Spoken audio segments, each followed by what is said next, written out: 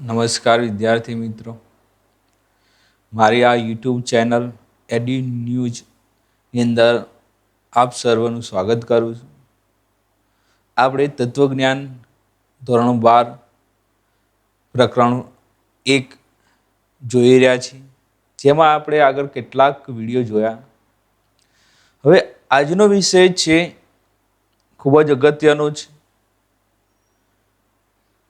જે પ્રથમ અને બીજું પ્રકરણ બંને પ્રકરણ માટે ખૂબ જ અગત્યનો ટોપિક અત્યારે આપણે જોઈશું, જેમાં આદ્ય સ્તંભની રચના કઈ રીતે થાય, ગૌણ સ્તંભની રચના કઈ રીતે થાય અને સતીતા કોષ્ટક આખું કઈ રીતે રચાય, એની સમજૂતી કઈ રીતે આપવાની છે.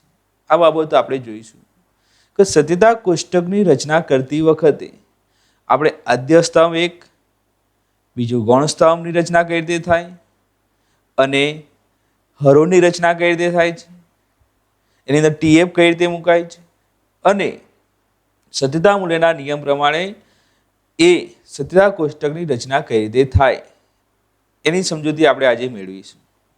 વિદ્યાર્થી મિત્રો, ખાસ જો તમને સતીતા કોષ્ટકની રચના કરતા નહીં આવડે તો પહેલું અને બીજા પ્રકરણમાંથી તમને માર્ક્સ મળવા મુશ્કેલ છે. એટલે ખાસ અહીંયા હું જે સમજૂતી આપું છું, ધ્યાનથી આગળ તમે જોઈ અને સાંભળશો તો 100% તમને ખ્યાલ આવી જશે અને સતીતા કોષ્ટક રચના કરતા આવડશે. એટલે ધ્યાન આપી મનને અહીંયા આગળ કેન્દ્રમાં રાખી અને સમજજો તો સરળતાથી તમે સમજી શકશો. આપણે જોઈએ કે સતીતા કોષ્ટક રચના કરવાની શરૂઆતમાં આપણે શું સમજવું જરૂરી છે. તો સતીતા કોષ્ટકની અંદર આવતા જે સ્તંભ અને હરોળની રચના કરવી પડે. તો સતીતા કોષ્ટકમાં ઉપરથી જે નીચે સુધીના જે ઊભા ખાના હોય છે એને સ્તંભ કહેવામાં આવે છે, કોલમ પણ કહીએ છીએ. એટલે કે ઉપરથી નીચે જે ઊભા ખાના હોય છે સ્તંભ કહેવાય છે, જ્યારે ડાબીથી જમણી તરફના જે આડા ખાનાને હરોળ કહેવામાં આવે છે. 11મા ધોરણની અંદર તમે શીખી ગયા છો સતીતા કોષ્ટકની રચના કઈ રીતે થાય છે, તો પણ અહીંયા થોડું ધ્યાન આપજો, વ્યવસ્થિત ખ્યાલ આવશે અને સરળતાથી તમે પહેલા અને બીજા પ્રકરણની અંદરથી સારા માર્ક્સ મેળવી શકશો. વિદ્યાર્થી મિત્રો, પહેલા આપણે જોઈએ તો આદ્ય સ્તંભની રચના. તો આદ્ય સ્તંભની રચના કઈ રીતે થાય છે? તો આદ્ય સ્તંભની રચના બે પ્રકારના સ્તંભો છે, એક આદ્ય સ્તંભ અને ગૌણ સ્તંભો છે. કોઈ પણ સતીતા કોષ્ટકની રચના કરીએ તો આદ્ય સ્તંભ એટલે મુખ્ય સ્તંભ અને બીજા ગૌણ સ્તંભો એટલે કે અન્ય સ્તંભો.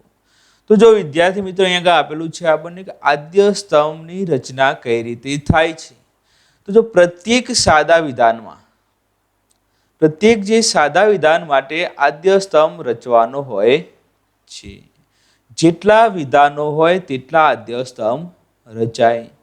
એકનું એક સાદું વિધાન એક કરતાં વધારે વખત આવતું હોય તો પણ તેનો આદ્ય સ્તંભ એક જ રચવાનો હોય છે.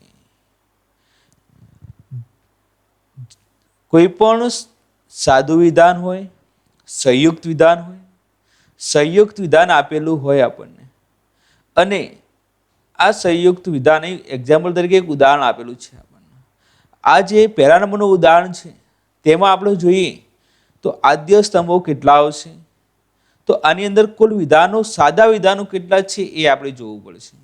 તો જો અહીંયા આગળ એક સાદું વિધાન છે, બીજી વાર એ આપેલો છે, પણ જો અહીંયા શું આપેલું છે, એકનું એક સાદું વિધાન એક કરતાં વધારે વખત આવતું હોય તો પણ તેનો આદ્ય સ્તંભ એક જ રચવાનો હોય. તો જો એ ફરીથી આવ્યું સાદું વિધાન એટલે એને ફરીથી ગણવાનો નથી. તો એક સાદું વિધાન અને બીજા નંબરનું બી છે બે સાદા વિધાન. તો આ ઉદાહરણની અંદર બે સાદા વિધાનો છે, તેથી આમાં કુલ કેટલા આદ્ય સ્તંભ આવશે? બે આદ્ય સ્તંભ આવશે. એ રીતે જો બીજા નંબરનું ઉદાહરણ આપેલું છે, બીજા નંબરના ઉદાહરણમાં કેટલા સાદા વિધાનો છે? આર, એમ અને એન. તો કુલ આની અંદર 3 સાદા વિધાનો છે, તેથી આદ્ય સ્તંભ કેટલા આવશે? 3 આવશે. વિદ્યાર્થી મિત્રો, ખાસ ધ્યાન રાખજો તો કોઈ પણ વિધાન આપેલું હોય એની અંદર જેટલા સાદા વિધાન હોય એટલા આદ્ય સ્તંભની રચના થાય. એકનું એક સાદું વિધાન 2 વાર 3 વાર 4 વાર આવતું હોય તો એનો આદ્ય સ્તંભ એક જ વાર બનાવવાનો થશે. તો આદ્ય સ્તંભની રચના કઈ રીતે થાય એ ખ્યાલ આવી ગયો છે તમને કે જેટલા જટિલ સંયુક્ત વિધાનની અંદર જેટલા સાદા વિધાન હશે એટલા આદ્ય સ્તંભની રચના થશે.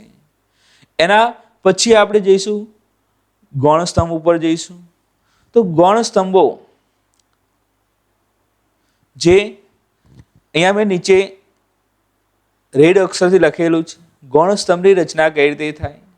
તો જટિલ સંયુક્ત વિધાનમાં જેટલા તાર્કિક કારકો આવતા હોય, જટિલ સંયુક્ત વિધાનમાં જેટલા તાર્કિક કારકો આવતા હોય તેટલા ગૌણ સ્તંભની રચના થાય.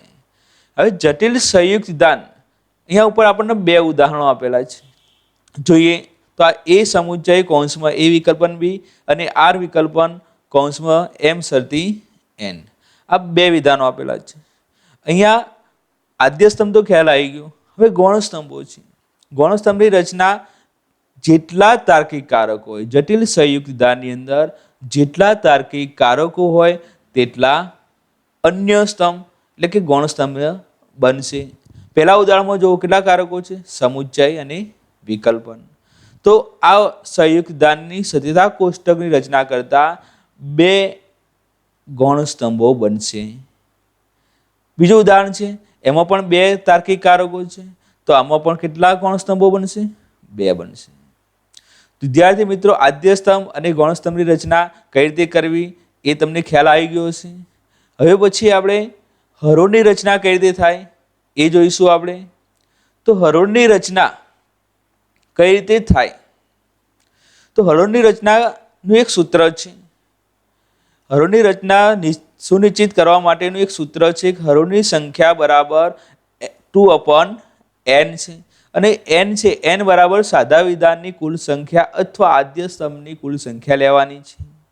જો n/n છે, જો એક સાદું વિધાન હોય તો n/n કરવા જઈએ તો n બરાબર કેટલા છે? 2 છે. 2/n કરવાનું છે તો n બરાબર એક સાદું વિધાન લઈએ તો 2/1 કરશું તો 2 હરોળ બનશે. એક સાદું વિધાન હશે તો કેટલી હરોળ બનશે? 2 હરોળ બનશે. એ જ રીતે આગળ 2 સાદા વિધાન હોય તો હરોળો કેટલી બનશે? 4 બનશે. 2/2 છે તો 2 × 2 કરશું તો કેટલી થશે? 4 થશે. એ રીતે 3 સાદા વિધાનો હોય તો 2/3 છે તો 2 × 2 × 2 છે તો 2 દુ 4 ને 4 દુ 8 હરોળ બનશે. એ રીતે 4 હોય તો 2 × 2 × 2 × 2 4 થશે અને 16 હરોળ બનશે. ટૂંકમાં વિદ્યાર્થી મિત્રો આમાં એટલી બધું હરોળની રચનાની અંદર ખાસ ખાલીનું સૂત્ર યાદ રાખવાનું. પરીક્ષાની અંદર સૂત્ર પૂછાય છે. બીજું આપણે શું યાદ રાખશું એ મેં આગળ ટૂંકમાં લખી દીધું છે. જો તમને એક સાદું વિધાન હોય તો 2 હરોળ આવશે, 2 સાદા વિધાન હોય તો 4 હરોળ આવશે, 3 સાદા વિધાન હોય તો 8 હરોળ આવશે અને 4 સાદા વિધાન હોય તો 16 હરોળ આવશે. આમ હરોળની રચના થશે. હવે આપણે નેક્સ્ટની અંદર આપણે જોઈએ તો સત્યતા કોષ્ટકની રચના કઈ રીતે કરવી એનું ઉદાહરણ સહિત મુદ્દા વાઇઝ સ્ટેપ પ્રમાણે મેં આખી સત્યતા કોષ્ટકની રચના કરી આગળ તમને બતાવું છું. એકદમ સરળ છે. થોડું ધ્યાન આપજો, સરળતાથી સમજ પડશે અને તમે સમજી શકશો. જો વિદ્યાર્થી મિત્રો અહીંયા એક આપણને સંયુક્ત વિધાન આપેલું છે કે P સમુચ્ચય નિષેધ P છે. તો જો આ ઉદાહરણની અંદર કુલ કેટલા સાદા વિધાનો છે? P 2 વાર આપેલું છે એટલે કે એક સાદું વિધાન છે. તો એનો આદ્ય સ્તંભ કેટલા બનશે? 1 બનશે. અને તાર્કિક કારકો કેટલા છે? 1 અને 2 છે. તો અન્ય હજી ગૌણ સ્તંભો કેટલા બનશે? 2 બનશે. એટલે કુલ સ્તંભો કેટલા બનશે? 3 બનશે. જોઈએ આપણે સત્યતા કોષ્ટકની રચના. તો સત્યતા કોષ્ટકની રચના કરતા સૌ પ્રથમ તમને એક માહિતી હું તમને આપી દઉં કે તમારા નોટબુકની અંદર આડી લાઈનો આપેલી હશે. તમે પરીક્ષાની અંદર બેસશો ત્યારે તમારી જે સપ્લિમેન્ટરી છે એને પણ આડી લાઈનો આપેલી હશે. તમારે ખાલી ઊભી લાઈન દોરવાની થશે. તો પહેલું જ કામ શું કરવાનું છે? સ્તંભ દોરવાના છે. પહેલાં અહીંયા આપણે જોઈએ તો પહેલું એક આદ્ય સ્તંભ છે તો 1 નંબર કરીને P લખી દીધું એટલે આદ્ય સ્તંભની રચના થઈ ગઈ. પછી નેક્સ્ટ આપણે શું બનાવવાનું છે? ગૌણ સ્તંભો બનાવવાના છે. તો ગૌણ સ્તંભ અહીંયા જે બે કારકો છે, તો પહેલા આપણે જે નાનામાં નાનો જે કારક, જે નાનામાં નાના વિધાને લાગુ પડતો હોય એ કારકને આપણે પહેલો અહીંયા આગળ લઈશું. તો અહીંયા આગળ બે કારક છે, સમુચ્ચય અને નિષેધ છે. તો સમુચ્ચય તો આખા વિધાને લાગુ પડે છે એટલે આપણે છેલ્લે લઈશું. તો એ પહેલાં આપણે નિષેધ એ ફક્ત પીને લાગુ પડે છે, તેથી અહીંયા આગળ ગૌણ સ્તંભની અંદર નિષેધ પી લખી અને ઉપર શું લખશું? 2 નંબર લખશું. પછી ત્રીજા નંબરનું સમુચ્ચય લઈશું. તો સમુચ્ચય કારક જેને લાગુ પડતું હોય, સમુચ્ચય પીને પણ લાગુ પડે છે, નિષેધ પીને પણ લાગુ પડે છે. તેથી ત્રીજા નંબરનું જે ગૌણ સ્તંભ છે એ પી સમુચ્ચય નિષેધ પી થશે અને ઉપર આપણે ગૌણ સ્તંભ લખી દઈશું. પહેલાં આ રીતે સ્તંભની રજૂઆત કરી દેવાની, હરોળની રચના પછી કરવાની છે. પહેલાં સ્તંભની રચના કરશું તો આપણને ખ્યાલ આવી જશે. પહેલાં આપણે એનો સરવાળો કરી દેવાનો કે આદ્ય સ્તંભ 1 છે ને 2 કારકો છે, તેથી કુલ કેટલા? 3 સ્તંભો બનશે. આપણે ટોટલ મારી દેવાનું એટલે ખ્યાલ આવી જશે, આપણને ભૂલ પડે નહીં. પછી આપણે હરોળની રચના કરશું. અહીંયા એક સાદું વિધાન છે, આદ્ય સ્તંભ 1 છે તો હરોળ કેટલી બનશે? 2 બનશે. તો અહીંયા આગળ તમારે હરોળ દોરવાની રહેશે ની લાઈન આપેલી જ હશે. હરોળ 2 બનશે. આદ્ય સ્તંભની અંદર TF આપણે જાતે મૂકવાના થશે. એમાં કોઈ નિયમ એવો છે કે જો એક સાદું વિધાન હોય તો T અને F મૂકવાનું, TF મૂકી જ દેવાનું. પછી આગળ જઈશું આપણે. હવે ગૌણ સ્તંભોની અંદર જે ગૌણ સ્તંભોનું જે સત્યતા મૂલ્ય છે તે એ 5 જે સત્યતા મૂલ્યના નિયમો છે એ નિયમને પ્રમાણે એનું સત્યતા મૂલ્ય શોધવાનું રહેશે. તો અહીંયા જો નિષેધ P આપેલો છે તો પહેલું જ કામ શું કરવાનું? આપણે અહીંયા TF મૂકવાની જરૂર નથી. પહેલું જ કામ શું કરવાનું? નિષેધ P છે તો આપણે જોવાનું કે P કયા સ્તંભની અંદર છે. તો P કયા નંબરમાં છે? 1 નંબરમાં છે. તો અહીંયા આગળ 1નો આપણે શું લખી દેવાનું કે પહેલું જ નિષેધ લખી દેવાનું. 1નો નિષેધ પહેલાં લખી દઈશું તો આપણે સ્તંભને ભૂલી જઈશું. અહીંયા તો એક જ સ્તંભ છે, અહીંયા કેટલાય સ્તંભો હશે તે ભૂલી જવાથી સરળતાથી અહીં આગળ જોઈને આપણે સ્તંભને જોઈ શકશું. તો TF લખવામાં ભૂલ થશે નહીં, સત્યતા મૂલ્ય નક્કી કરવામાં ભૂલ થશે નહીં. તો અહીંયા 1નો નિષેધ કરવાનો છે. તો અહીંયા 1 એટલે કે P કેવો છે? સત્ય. તો અહીંયા આગળ શું આવશે? અસત્ય આવશે. તો આ P બીજા નંબરની હરોળમાં કેવો છે? અસત્ય. તો અહીંયા શું આવશે? સત્ય આવશે. જોઈએ આપણે, જો અહીંયા P કેવો? સત્ય છે, તેનો નિષેધ શું થાય? અસત્ય થશે. P બીજા હરોળમાં અસત્ય છે, તેનો નિષેધ સત્ય થશે. એ રીતે ત્રીજા નંબરના સ્તંભની અંદર જઈશું આપણે. ત્રીજા નંબરનો જો તો P સમુચ્ચય નિષેધ P છે તો સર્વોપરી કારક હશે એ સત્યતા મૂલ્યનો નિયમ લાગશે. ખાસ ધ્યાન રાખજો કે જે સંયુક્ત વિધાનની અંદર, જે સ્તંભની અંદર જે કારક મુખ્ય હોય, સર્વોપરી હોય તે નિયમ સત્યતા મૂલ્યનો લાગશે. તો અહીંયા સમુચ્ચય સર્વોપરી કારક છે, તેથી અહીંયા કયો નિયમ લાગશે? સમુચ્ચયનો સત્યતા મૂલ્યનો નિયમ લાગશે. હવે આપણે જોઈએ તો સમુચ્ચય કયા કારકને લાગુ પડે છે? P અને નિષેધ P ને લાગુ પડે છે. આ બે વિધાનને લાગુ પડે છે. તો પહેલું આપણે જાણવું કે P કયા સ્તંભમાં છે? 1 નંબરની અંદર P છે તો અહીંયા આગળ 1 લખી દેવાનું. પછી નિષેધ P કયા સ્તંભમાં છે? તો 2 નંબરમાં છે તો અહીંયા 2 નંબર લખી દેવાનો. અને 1 અને 2 નો શું કરવાનો છે? અહીંયા આગળ કયો કારક છે? સમુચ્ચય. 1 અને 2 નો સમુચ્ચય કરવાનો છે. તો સમુચ્ચયનો સત્યતા મૂલ્યનો નિયમ આપણને ખબર જ છે કે 2 T હોય તો જ T થાય, નહીં તો F. તો આ 1 અને 2 સ્તંભમાં જોવાનું, પહેલી હરોળમાં 2 T છે ના, તો અહીંયા શું આવશે? F આવશે. અહીંયા પણ 2 T નથી તો અહીંયા પણ F આવશે. તો બંને શું આવશે? F આવશે. આમ જ્યારે એક સાદું વિધાન આવતું હોય ત્યારે સત્યતા કોષ્ટકની રચના આ રીતે કરી શકાય. બીજું આગળ જઈશું આપણે. તો જ્યારે 2 સાદા વિધાન આવે, જો આ ઉદાહરણની અંદર A અને B 2 સાદા વિધાન છે, તો 2 સાદા વિધાન આવે ત્યારે સત્યતા કોષ્ટકની રચના કઈ રીતે થાય? પહેલાં આપણે થોડુંક વિચારી લેવાનું કે 2 સાદા વિધાન છે તો આદ્ય સ્તંભ કેટલા બનશે? 2 બનશે. અને તાર્કિક કારકો કેટલા છે? 1 છે. તો ગૌણ સ્તંભ કેટલા બનશે? 1 બનશે. અને કુલ સ્તંભો કેટલા બનશે? 3 બનશે. એ રીતે આપણે સત્યતા કોષ્ટકની રચના કરીશું. તો જ્યાં આદ્ય સ્તંભ છે A અને B 2 આદ્ય સ્તંભ છે તો અહીંયા 1 નંબર અને 2 નંબર આપી દેવાનો, A અને B આપી દેવાનો અને આદ્ય સ્તંભ બની ગયા એ 2. પછી ગૌણ સ્તંભો કેટલા છે? તાર્કિક કારક 1 છે તો ગૌણ સ્તંભ 1 બનશે. તો એ વિકલ્પન એ એને લાગુ પડે છે અને બીને લાગુ પડે છે. વિકલ્પનનું ક્ષેત્ર એ અને બી બંને છે, તેથી અહીં આગળ આપણે 1 અને બી 2 મૂકી દઈશું. ઉપર લખી દઈશું આદ્ય સ્તંભ અને ગૌણ સ્તંભ 2 લખી દીધું. પછી આપણે આગળ સ્તંભની રચના થઈ ગઈ, પછી હરોળની રચના કરીશું. જો 2 સાદા વિધાનો તો હરોળ કેટલી બનશે? 4 બનશે. હવે આદ્ય સ્તંભની અંદર TF આપણે જાતે મૂકવા પડશે.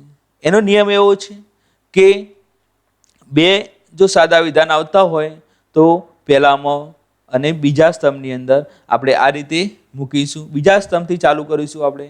તો બીજા સ્તંભની અંદર 1D 1F 1D 1F મૂકશું. પછી આપણે ઉતરતા ક્રમની અંદર આવીશું તો પહેલા નંબર ઉપર જઈશું તો પહેલા નંબરની અંદર આપણે મૂકશું 2T અને 2F. આ તમને યાદ રહે એટલા માટે આ મારી ટેકનિક છે કે જો એક સાદું વિધાન હોય તો T અને F મૂકી દેવાનું. 2 સાદા વિધાન હોય તો બીજા નંબરથી આપણે ચાલુ કરવાનું 1T 1F 1T 1F. પછી પહેલા નંબરમાં 2T 2F મૂકવાનું છે. પછી આપણે હવે આગળ જઈશું તો એ વિકલ્પન બી છે. તો અહીંયા કયો સત્યતા મૂલ્યનો નિયમ લાગશે? વિકલ્પનનો. એક જ કારક છે એ નિયમ લાગશે. અહીંયા આપણે એ ક્યાં છે? 1 નંબરમાં અને બી 2 નંબરમાં છે. 1 અને 2 નંબર છે, તેથી અહીંયા 1 2 નો શું કરવાનો છે? વિકલ્પન કરવાનો છે. 1 2 નો વિકલ્પન કરશું તો જો છેલ્લી હરોળની અંદર વિકલ્પનનો નિયમ શું છે કે 2F હોય તો જ F, નહીં તો T. બંને વિકલ્પનો અસત્ય હોય તો જ આખું વૈકલ્પિક વિધાન કેવું થાય? અસત્ય, નહીં તો સત્ય થશે. તો જો અહીંયા 2F છે તો અહીંયા શું આવશે? F આવશે, નહીં તો T આવશે. જો અહીંયા 2F તો F ને બીજા બધામાં શું આવ્યું? T આવ્યું. એ જ રીતે આગળ જઈશું આપણે તો 3 સાદા વિધાનો આવતા હોય. 3 સાદા વિધાનો આવતા હોય તો એની અંદર આપણે જોઈએ તો કુલ 3 સાદા વિધાનો છે P, Q અને R. તો આદ્ય સ્તંભ કેટલા બનશે? 3 બનશે, P, Q અને R. અને ગૌણ સ્તંભો જેટલા તાર્કિક કારકો હોય તો P સમુચ્ચય અને વિકલ્પન 2 કારકો છે, તો અન્ય સ્તંભો કેટલા બનશે?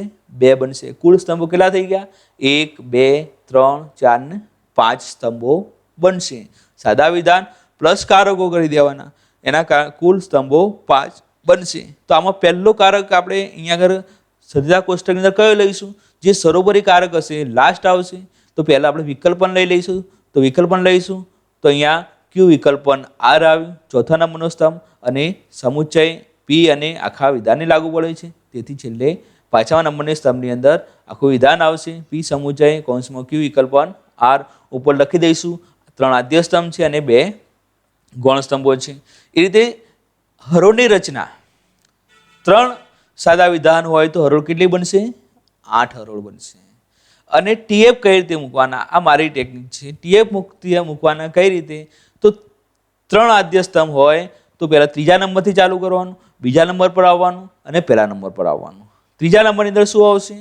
1T 1F 1T 1F 1T 1F લખવાના. એ રીતે 8 8 હરોળની અંદર TF TF TF TF લખી દેવાના.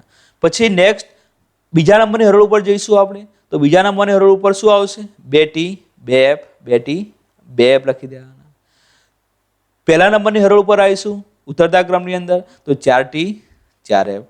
સરળતા એટલા માટે હું તમને આ ટેકનિક બતાવી છે. જેટલા સાદા વિધાન હોય એમાં છેલ્લા સાદા વિધાનથી ચાલુ કરવાનું. એમાં 1T 1F આવશે, પછી 2T 2F આવશે, 4T 4F આવશે, અને જો બીજો એક 4 હોય તો અહીંયા આગળ 8T 8F આવશે. આગળ જોઈશું આપણે. પછી ચોથા નંબરનો જે સ્તંભ છે Q વિકલ્પન R. તો વિકલ્પનનો સત્યતા મૂલ્યનો નિયમ લાગશે. એમાં Q ક્યાં છે? 2 નંબર અને R 3 નંબર. એનો વિકલ્પન કરવાનો છે. 2 અસત્ય હોય, અહીંયા જો 2 અને 3 બંને અસત્ય હોય તો જ અસત્ય થશે. એક અહીંયા 8 નંબરની હરોળમાં બંને અસત્ય છે, તેથી આખું વિધાન કેવું થશે? અસત્ય થશે. અને બીજા બધા શું લખી દેવાના? સત્ય લખી દેવાના. પહેલું કામ શું કરવાનું? 2F શોધવાના. 2F તો ચોથા નંબરની 2F છે તો અહીંયા F લખી દેવાનો. પછી 2F શોધવાના. 8મા નંબરમાં 2F છે તો અહીંયા F લખી દેવાનો. પછી બીજા બધામાં T લખી દેવાના રહેશે. પછી આગળ જઈએ તો 1 અને 4 નો સમુચ્ચયનો સત્યતા મૂલ્યનો નિયમ લાગશે. અને P ક્યાં છે? 1 નંબરમાં, અને Q વિકલ્પન R 4 નંબરમાં છે. તો આપણે 1 નંબરનો અને 4 નંબરનો સ્તંભ જ જોવાના. આ વચ્ચેના 2 અને 3 નંબરનો સ્તંભ છે એના ધ્યાનમાં લઈશું નહીં. તો 1 અને 4 નો સમુચ્ચય કરવાનો છે. તો જોવાનું 2T જોવાના. અહીંયા 2T છે, હા, તો અહીંયા T મૂકી દેવાનું. પછી અહીંયા 2 ટી છે, બીજા નંબરમાં 2 ટી, હા તો ટી મૂકી દેવાનું. ત્રીજા નંબર 2 ટી છે, હા તો ટી મૂકી દેવાનું. ચોથા નંબર 2 ટી, ના. પાંચમા નંબરમાં ના, છઠ્ઠા નંબરમાં ના, સાતમા નંબર, આઠમા નંબરમાં નથી. તો 2 ટી મૂકી અહીંયા આગળ ટી મૂકી દેવાના, બીજા એફ મૂકી દેવાના. એ જ રીતે જ્યારે આગળ આપણે જઈએ તો જ્યારે 4 સાદા વિધાન આવતા હોય, જો વિદ્યાર્થી મિત્રો જ્યારે 4 સાદા વિધાન આવતા હોય ત્યારે 1, 2, 3 અને 4 સાદા વિધાન છે. તો 4 સાદા વિધાન આવે ત્યારે અહીંયા આગળ આપણે 4 આદ્ય સ્તંભ આવશે અને કારકો કેટલા છે? 1, 2 ને 3. તો અન્ય સ્તંભો 3 થશે. એમ જ સરોવરી કારક હોય એના આ બાજુનું વિધાન પહેલાં સાબિત કરવાનું, પછી આ બાજુનું વિધાન આપણે સાબિત કરીશું. તો અહીંયા પી સમુચય ક્યુ 5મા નંબરની અંદર આવશે, આર સમુચય એસ 6ઠ્ઠા નંબરમાં આવશે અને આખું વિધાન 7મા નંબરમાં આવશે. એ રીતે ગૌણ સ્તંભની રચના કરવાની. પછી હરોળો કુલ 16 આવશે. મેં તમને કીધું પ્રમાણે 4 આદ્ય સ્તંભ આવતા હોય તો ચોથા નંબરથી ચાલુ કરશું. 1 ટી 1 એફ 1 ટી 1 એફ મૂકવાનું. એનાથી ત્રીજા નંબરમાં આવીએ તો 2 ટી 2 એફ મૂકવાના, 2 ટી 2 એફ એ રીતે મૂકવાના. બીજા નંબરમાં આવીએ તો 4 ટી 4 એફ 4 ટી 4 એફ લખવાના અને પહેલા નંબરની અંદર 8 ટી 8 એફ લખવાના. એ રીતે આગળ નિયમ પ્રમાણે 1, 2 સમુચય કરવાનો અને 1 અને 2 નો સમુચય કરી 2 ટી હોય તો ટી, નહીં તો એફ લખવાના. એ રીતે 3, 4 નો સમુચય કરવાનો, 3, 4 નો સમુચય કરશું 2 ટી હોય તો ટી, નહીં તો એફ લખવાના. અને છેલ્લો સ્તંભ છે 5 અને 6 નો વિકલ્પન કરવાનો છે. એટલે 5 અને 6 માં 2 એફ આવતા હોય ત્યાં આગળ એફ લખવાના અને પછી ટી લખવાના. આ રીતે સત્યતા કોષ્ટકની રચના થશે. વિદ્યાર્થી મિત્રો આપણે જોયું આજે કે 1 સાદું વિધાન આવતું હોય, 2 સાદા વિધાન આવતા હોય, 3 સાદા વિધાન આવતા હોય અને 4 સાદા વિધાન આવતા હોય ત્યારે સત્યતા કોષ્ટકની રચના કઈ રીતે થાય છે. તો 4 સાદા વિધાનવાળા લગભગ પરીક્ષાની અંદર પૂછાતા નથી. 3 સાદા વિધાન સુધી પૂછાય છે. તો તૈયારી રાખવાની અને સરળતાથી બીજા તમારા મનોરંજનની અંદર જે ઉદાહરણો આપેલા છે જાતે તમે એને સોલ્વ કરજો. જેથી તમને જેટલી પ્રેક્ટિસ કરશો એટલું વધુ તમારું સત્યતા કોષ્ટકની રચના કરવાની સરળ બનશે. આગળ જઈશું આપણે. તો એક પ્રશ્ન પરીક્ષાની અંદર 3 માર્ક્સનું પૂછાય છે. એવો પ્રશ્ન હોય છે કે તમને આ રીતે સંયુક્ત વિધાન આપેલું હશે અને સંયુક્ત વિધાન પરથી એનો સત્યતા કોષ્ટકની રચના કરી સમજૂતી આપો. આવું 3 માર્ક્સનું પરીક્ષાની અંદર વિભાગ ડીની અંદર પ્રશ્ન પૂછાય છે કે સત્યતા કોષ્ટકની રચના કરી એની સમજૂતી આપો. તો સત્યતા કોષ્ટકની રચના કરતા આપણને આવડી ગયું છે. તો અહીંયા આપણે જોઈએ વિધાનની અંદર નિષેધ આર શરતી નિષેધ એસ આ સંયુક્ત વિધાન છે. તો એની સત્યતા કોષ્ટકની રચના કરશું. તો આપણે પહેલા આદ્ય સ્તંભ કેટલા આવશે, ગૌણ સ્તંભ કેટલા આવશે પહેલાં નક્કી કરી લેવાનું. તો આમાં સાદા વિધાનો કેટલા છે? આર અને એસ. તો આદ્ય સ્તંભ કેટલા આવશે? 2 આદ્ય સ્તંભ આવશે. અને ગૌણ સ્તંભો કેટલા આવશે? તો નિષેધ 1 છે, શરતી અને નિષેધ. જો ખાસ ધ્યાન રાખજો વિદ્યાર્થી મિત્રો કે સાદું વિધાન છે એકનું એક બીજી વાર આવે તો એને આપણે એક જ વાર ગણવાનું છે. દાખલા તરીકે આર છે ને આર પરથી ના આવે તો આપણે એક જ સાદું વિધાન ગણવાનું છે. પણ તાર્કિક કારકોમાં એવું નથી. એકનું એક તાર્કિક કારક ગમે એટલી વાર આવશે તો આપણે એને ફરતી સ્તંભની અંદર ગણવું પડશે અને એનો ગૌણ સ્તંભની રચના કરવી પડશે.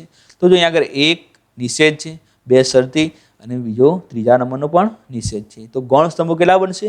3 બનશે. 2 આદ્ય સ્તંભ, 3 ગૌણ સ્તંભો એટલે કુલ સ્તંભો કેટલા બનશે? 5 બનશે.